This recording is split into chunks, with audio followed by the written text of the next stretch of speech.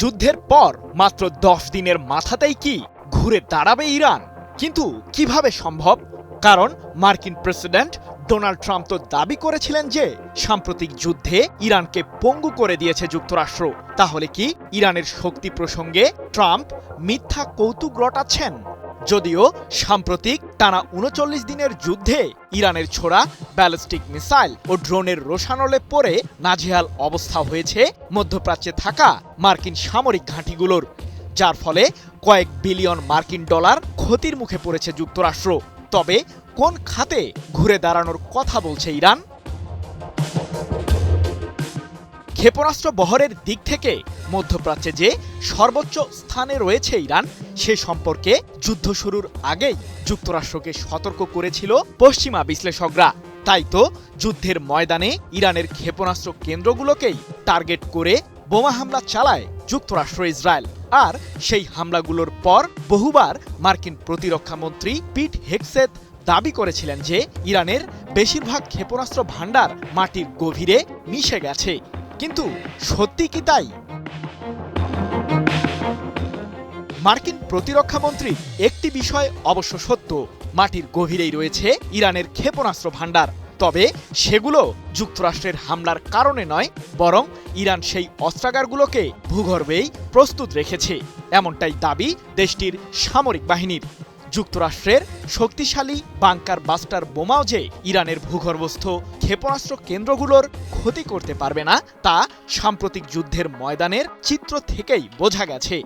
কারণ যুক্তরাষ্ট্র ইসরায়েলের সাথে যুদ্ধবিরতির পরপরই ইরান দাবি করে যে তাদের সামরিক বহরে এখনও প্রায় ১৫,০০০ মিসাইল মজুদ আছে, যেগুলো দিয়ে পুরো পারস্য উপসাগরীয় অঞ্চলকে আবারও কাঁপিয়ে তুলতে পারবে তেহরান। যদিও যুদ্ধের ময়দানে ইহুদিবাদীরা কেবল ইরানের ক্ষেপণাস্ত্র ভান্ডারগুলোকেই টার্গেট করেনি, পাশাপাশি যুক্তরাষ্ট্র ইসরায়েলের আগ্রাসনের শিকার হয়েছে ইরানের জ্বালানি তেল কেন্দ্রগুলোও।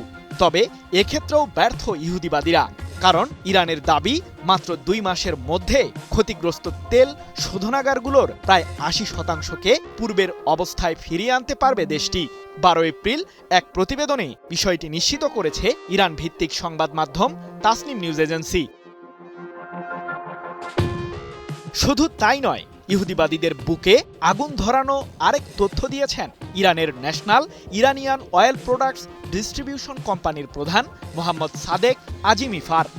এ প্রসঙ্গে তিনি বলেছেন, মাত্র ১০ দিনের মাথায় তেল শোধনাগারের কিছু অংশকে পুনরায় চালু করতে পারবে তেহরান, যার সাহায্যে পূর্বের ন্যায় উৎপাদনে যেতে পারবে ইরানের ওই তেল শোধনাগারগুলো। প্রশ্ন হলো, ইরানের বিরুদ্ধে যুদ্ধে তাহলে কি অর্জন করল যুক্তরাষ্ট্র ইসরায়েল? কি বুঝলেন ভাই? অনলি জেডাই চাই। ইরানের বিরুদ্ধে মূলত ২ সপ্তাহের যুদ্ধবিরতিতে রয়েছে ইহুদিবাদীরা।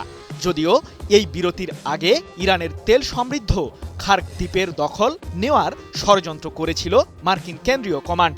সে লক্ষ্যে মধ্যপ্রাচ্যে বিশেষ সামরিক বাহিনীও মোতায়েন করে যুক্তরাষ্ট্র, যারা এখনও অঞ্চলটিতে অবস্থান করছে।